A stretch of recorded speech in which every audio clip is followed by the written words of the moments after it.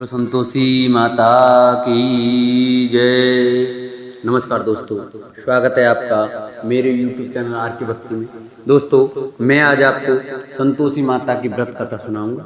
कृपया उसे ध्यानपूर्वक सुने। जो भक्त हमारे चैनल पर नए आए हैं वो हमारे चैनल को सब्सक्राइब करें, वीडियो को लाइक करें और कमेंट में संतोषी माता की जय लिखना ना भूलें। बोलो संतोषी माता की जय। माता संतोषी का व्रत पूजन करने से धन, विवाह, संतान आदि भौतिक सुखों में वृद्धि होती है। यह व्रत शुक्ल पक्ष के प्रथम शुक्रवार से शुरू किया जाता है। माता संतोषी माता के व्रत की पूजन विधि। सुख सौभाग्य की कामना से माता संतोषी के 16 शुक्रवार तक व्रत किए जाने का विधान है। सूर्योदय से पहले उठकर घर की सफाई इत्यादि पूर्ण कर लें। स्नान आदि के पश्चात घर में किसी सुंदर व पवित्र जगह पर माता संतोषी की प्रतिमा या चित्र स्थापित करें। माता संतोषी माता के सन्मुख एक कलश जल भरकर रखें। कलश के ऊपर एक कटोरा भरकर गुड़ व चना रखें। माता के समक्ष एक घी का दीपक जलाएं। माता को अक्षत, फूल, सुगंधित गंध, नारियल, लाल वस्त्र या चुनरी अर्पित करें। माता संतोषी को गुड़ व चने का भोग लगाएं।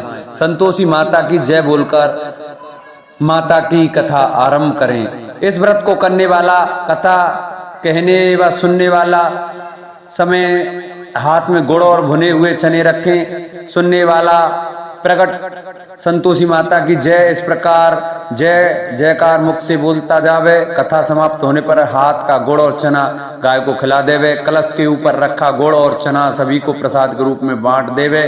कथा से पहले कलश को जल से भरे और उसके ऊपर गुड़ व चने से भरा कटोरा रखे तथा कथा समाप्त होने और आरती होने के बाद कलश के जल को घर में सब जगहों पर छिड़के और बचा हुआ जल तुलसी की क्यारी में सींच देवे। बाजार से गुड़ मोल लेकर और यदि गुड़ घर में हो तो वही काम में लेकर व्रत करे। व्रत करने वाले को श्रद्धा और प्रेम से प्रसन्न मन से व्रत करना चाहिए। इस दिन व्रत करने वाले स्त्री पुरुष को न ही खट्टी चीज हाथ लगानी चाहिए और न खानी चाहिए। संतोषी माता की व्रत कथा। एक बुढ़िया थी जिसके 7 बेटे थे। उनमें से 6 कमाते थे और एक कमाने वाला नहीं था। वह बुढ़िया उन 6 को अच्छी रसोई बनाकर बड़े प्रेम से खिलाती। वह 7वें को बचा कुचा झूठन खिलाती थी, परंतु वह भोला था, अतः मन में कुछ भी विचार नहीं करता था। एक दिन वह अपनी पत्नी से बोला, देखो मेरी माता को मुझसे कितना प्रेम है। उसने कहा, वह तुम्हें सभी की झूठन खिलाती है, फिर भी तुम ऐसा कहते हो। चाहे तो तुम समय आने पर देख सकते हो। एक दिन बहुत बड़ा त्योहार आया। बुढ़िया ने 7 प्रकार के भोजन और चूरमे के लड्डू बनाए। 7वां लड़का यह बात जांचने के लिए सिर दुखने का बहाना करके पतला कपड़ा ओढ़कर सो गया और देखने लगा। माँ ने उनको बहुत अच्छे आसनों पर बैठाया और 7 प्रकार के भोजन और लड्डू परोसे। वह उन्हें बड़े प्रेम से खिला रही हैं। जब वे 6 उठ गए तो माँ ने उनकी थालियों से झूठन इकट्ठी की और उनसे एक लड्डू बनाया। फिर वह 7वें लड़के से बोली, अरे रोटी खा ले। वह बोला, माँ मैं भोजन नहीं करूंगा, मैं तो परदेश जा रहा हूँ। माँ ने कहा, कल जाता है तो आज ही चला जा। वह घर से निकल गया। चलते समय उसे अपनी पत्नी की याद आई जो गौशाला में कंडे थाप रही थी। वह बोला, हम विदेश को जा रहे हैं, आएंगे कछकाल, तुम रहियो संतोष से, धर्म अपनो पाल। इस पर उसकी पत्नी बोली, जाओ पिया आनंद से, हमारी सोच हटाए, राम भरोसे हम रहे, ईश्वर हमें सहाय।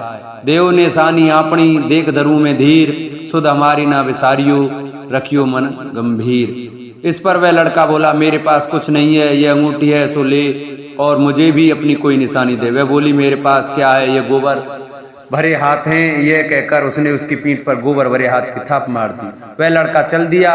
ऐसा कहते हैं इसी कारण से विवाह में पत्नी पति की पीठ पर हाथ का छापा मारती है। चलते समय वह दूर देश में पहुंचा। वह एक प्यारी सी दुकान पर जाकर बोला, भाई मुझे नौकरी पर रख लो। व्यापारी को नौकर की जरूरत थी, अतः बोला, तनख्वाह क्या देख कर देंगे, तुम रह जाओ। वह सवेरे 7 बजे से रात के 12 बजे तक नौकरी करने लगा। थोड़े ही दिनों में सारा लेन देन और हिसाब किताब करने लगा। सेठ के 7-8 नौकर चक्कर खाने लगे। सेठ से उसे 2-3 महीने ने आधे मुनाफे का हिस्सेदार बना दिया। 12 वर्ष में वह नामी सेठ बन गया और उसका मालिक उसके भरोसे काम छोड़कर कहीं बाहर चला गया। उधर उसकी औरत को सास और जेठानियां बहुत कष्ट देने लगी। वे उसे लकड़ी लेने जंगल में भेजती, भूसे की रोटी देती, फूटे नारियल में पानी देती। वह बड़े कष्ट से जीवन बिताती थी। एक दिन जब वह लकड़ी लेने जा रही थी तो रास्ते में उसने कई औरतों को व्रत करते देखा। वह पूछने लगी, बहनों, यह किसका व्रत है, कैसे करते हैं और इससे क्या फल मिलता है?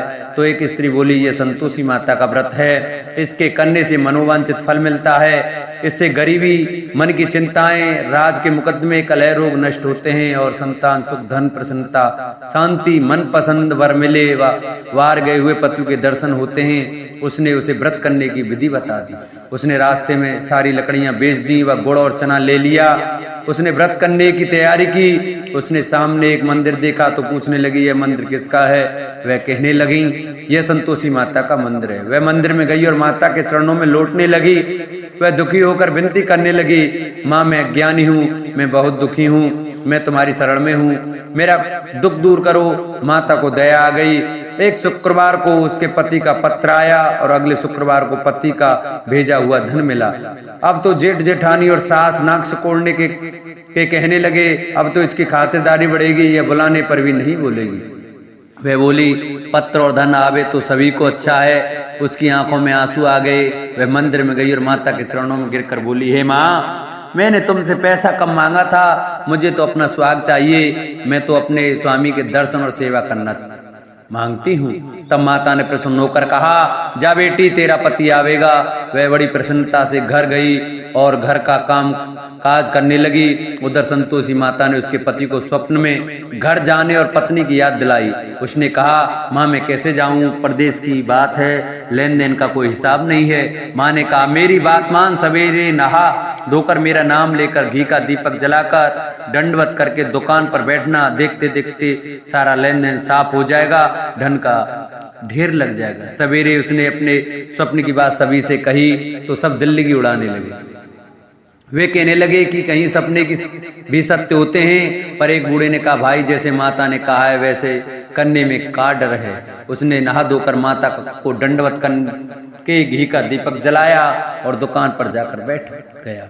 थोड़ी ही देर में सारा लेन देन साफ हो गया, सारा माल बिक गया और धन का ढेर लग गया। वह प्रसन्न हुआ और घर के लिए गहने और सामान वगैरह खरीदने लगा। वह जल्दी ही घर को रवाना हो गया। उधर बेचारी उसकी पत्नी रोज लकड़ियां लेने जाती और रोज संतोषी माता की सेवा करती।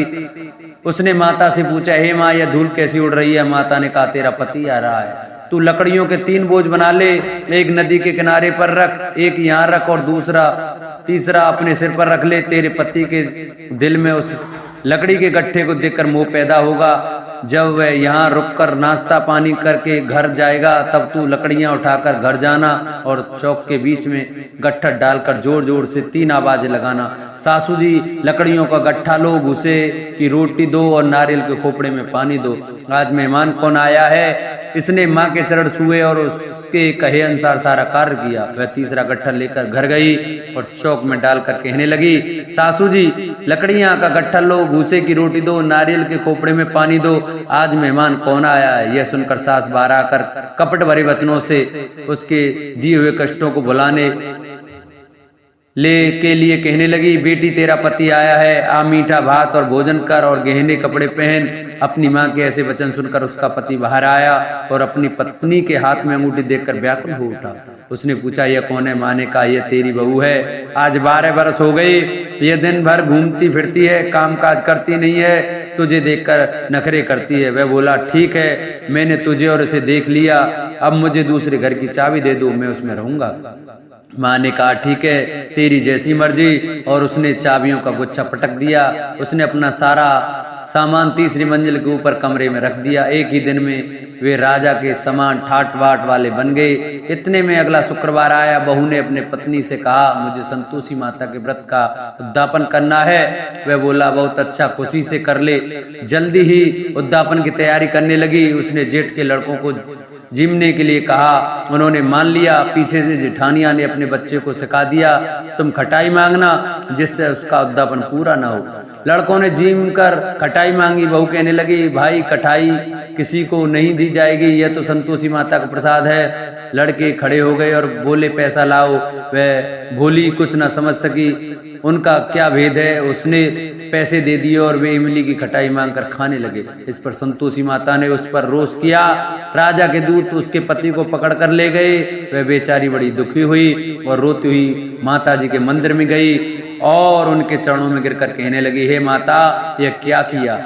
हंसाकर अब तो मुझे क्यों रुलाने लगी? माता बोली, पुत्री, मुझे दुख है कि तुमने अपमान करके मेरा व्रत तोड़ा है और इतनी जल्दी सब बातें भुला दी। वह कहने लगी, माता, मेरा कोई अपराध नहीं है, मुझे तो लड़कों ने भूल में दल दिया, मैंने भूल से ही उन्हें पैसे दे दिए। माँ, मुझे क्षमा करो, मैं दोबारा तुम्हारा उद्यापन करूंगी। माता बोली, जा, तेरा पति रास्ते में आता हुआ ही मिलेगा। उसे रास्ते में उसका पति मिला। उसके पूछने पर वह बोला, राजा ने मुझे बुलाया था, मैं उससे मिलने गया था। वे फिर घर चले गए। कुछ ही दिन बाद फिर शुक्रवार आया। वह दोबारा पति की आज्ञा से उद्यापन करने लगी। उसने फिर जेठ के लड़कों को बुलावा दिया। जेठानियों ने फिर वही बात सिखा दी। लड़के भोजन की बात पर फिर खटाई मांगने लगे। उसने कहा, खटाई कुछ भी नहीं मिलेगी, आना हो तो आओ। यह कहकर वह ब्राह्मणों के लड़कों को लाकर भोजन कराने लगी। यथाशक्ति उसने उन्हें दक्षिणा दी। संतोषी माता उस पर बड़ी प्रसन्न हुई। माता की कृपा से 90वें मास में उसके एक चंद्रमा के समान सुंदर पुत्र हुआ। अपने पुत्र को लेकर वह रोजाना मंदिर जाने लगी। एक दिन संतोषी माता ने सोचा कि यह रोज यहाँ आती है, आज मैं इसके घर चलूं, इसका सासरा देखूं। यह सोचकर उसने एक भयानक रूप बनाया। गुड़वा चने से सनामुख, ऊपर को सूंड के समान होठ, जिन पर मक्खियां भिन भिना रही थी। इसी सूरत में वह उसके घर गई। दहली में पांव रखते ही उसकी सासू बोली, देखो कौन डाकिन आ रही है, इसे भगाओ नहीं तो किसी को खा जाएगी। लड़के भागकर खिड़की बंद करने लगे। सातवें लड़के की बहू खिड़की से देख रही थी। वह वहीं से चिल्लाने लगी, आज मेरी माता मेरे ही घर आई है। यह कहकर उसने बच्चे को दूध पिलाने से हटाया। इतने में सास बोली, पगली, किसे देखकर वाल उतावली हुई है, बच्चे को पटक दिया है। इतने में संतोषी माता के प्रताप से वहां लड़के ही लड़के नजर आने लगे। बहू बोली, सासू जी, मैं जिसका व्रत करती हूँ ये वो ही संतोषी माता है। यह कहकर उसने सारी खिड़कियां खोल दी। सबने संतोषी माता के चरण पकड़ लिए और विनती कर कहने लगे, हे माता, हम मूर्ख हैं, अज्ञानी हैं, पापिनी है, तुम्हारे व्रत की विधि हम नहीं जानती। तुम्हारा व्रत भंग कर हमने बहुत बड़ा अपराध किया है। हे जगत माता, आप हमारा अपराध क्षमा करो। इस पर माता उन पर प्रसन्न हुई। बहू को जैसा फल दिया वैसा माता सबको दे। बोलो संतोषी माता की जय। जिन भक्तों को हमारी वीडियो अच्छी लगी हो वो हमारी वीडियो को अपने सभी मित्रों पे ज़्यादा से ज़्यादा शेयर करें। हमारे चैनल को सब्सक्राइब करें, बेल आइकन दबाना न भूलें, जिससे हम जो वीडियो डालें वो आप तक जल्द पहुँचें। हमारी वीडियो को लाइक करें और कमेंट में संतोषी माता की जय लिखना न भूलें। बोलो संतोषी माता की जय।